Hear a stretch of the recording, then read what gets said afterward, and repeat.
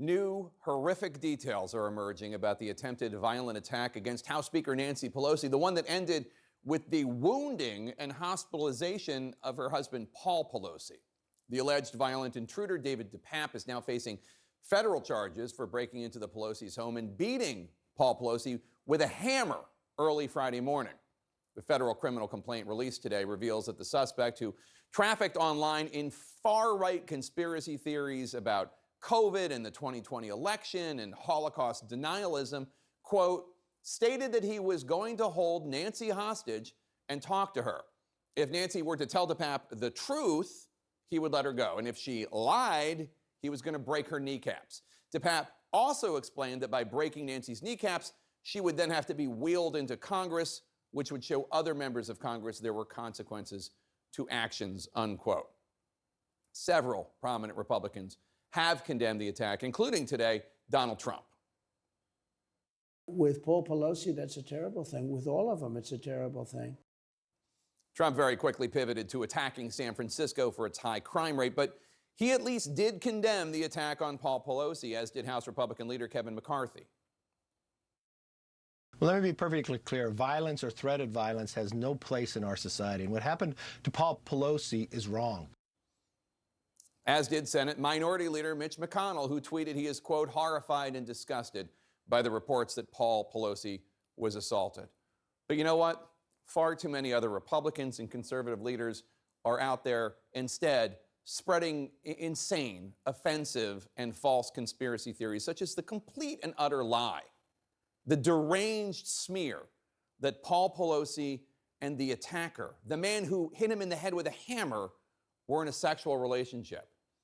To his 8.7 million Twitter followers, Donald Trump Jr. shared an image of a hammer and a pair of underwear that had the caption, "Got my Paul Pelosi Halloween costume ready." He also posted something else which he quickly deleted, a South Park-esque cartoon image, supposedly of Pelosi, and the guy who hit him in the head with a hammer having sex. You know what?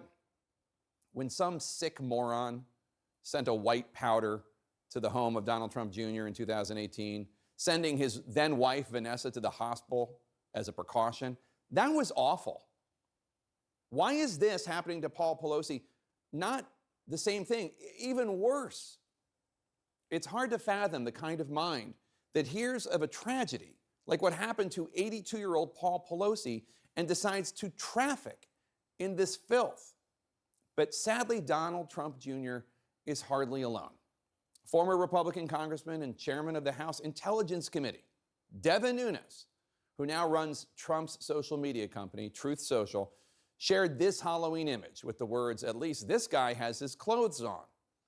Nunes also reposted this meme using a poster for the gay romantic comedy Bros, twisting it into a smear of Paul Pelosi, and again, the man who tried to bash Pelosi's head in with a hammer.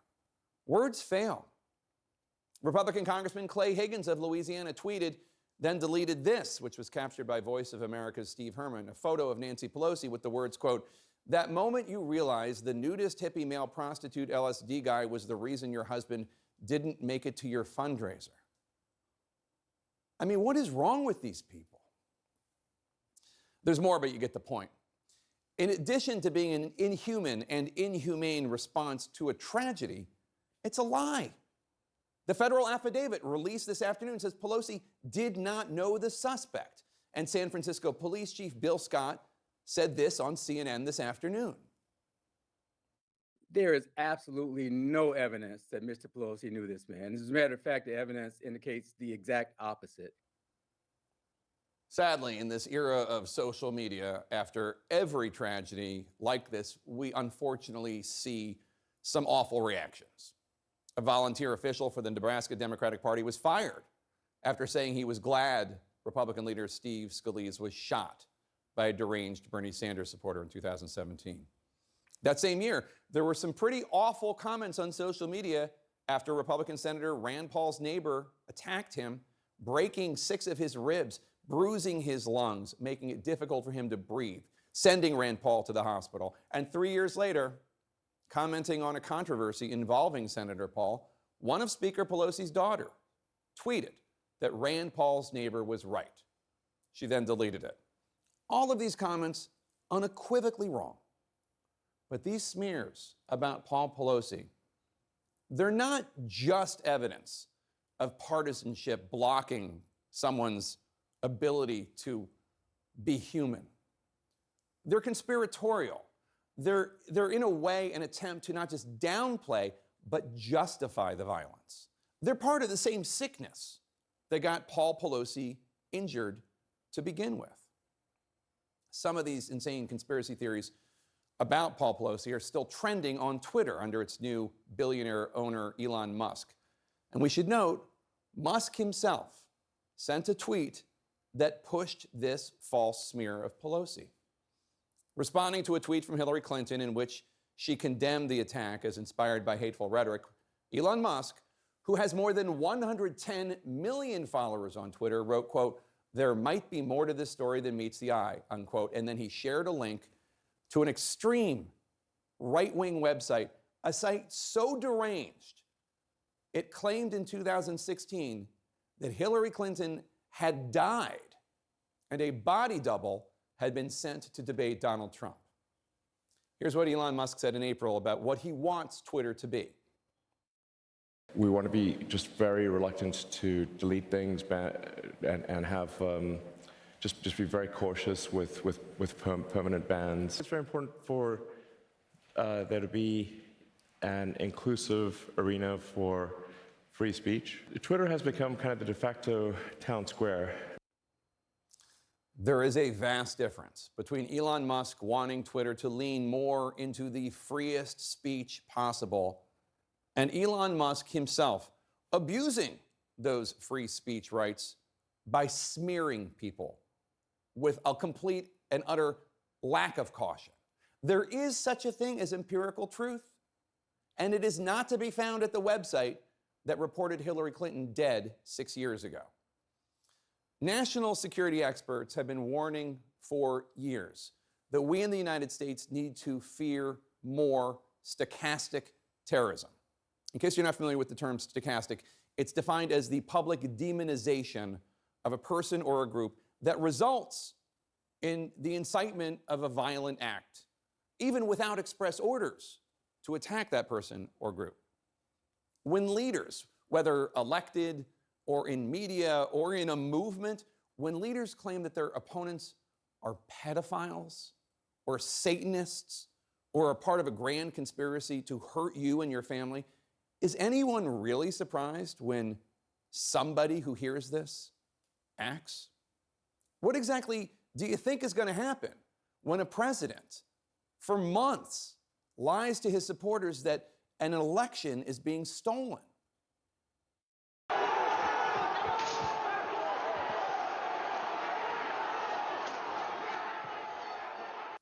What exactly do you think is going to happen when smear artists invent a deranged conspiracy theory about Hillary Clinton and her campaign and non-existent child sex operations at the basement of a very real family pizzeria? You know what happens? A guy with a gun drives from North Carolina to that pizzeria. I really hope that all of these people fanning the flames of this conspiracy would take a moment to contemplate what has gone on here today and maybe to stop. What exactly do you think is going to happen when politicians and TV anchors push the great replacement theory?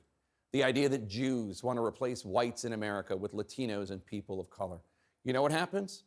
This deranged conspiracy theory inspires the anti-Semitic attacks in Pittsburgh, the anti-Latino attacks in El Paso, the racist Buffalo supermarket shooting. It's very difficult laying eyes on the person who shot your mother down in a grocery store. Paul Pelosi, to his attacker, was not a grandfather or a father or a husband or a businessman. He was an enemy.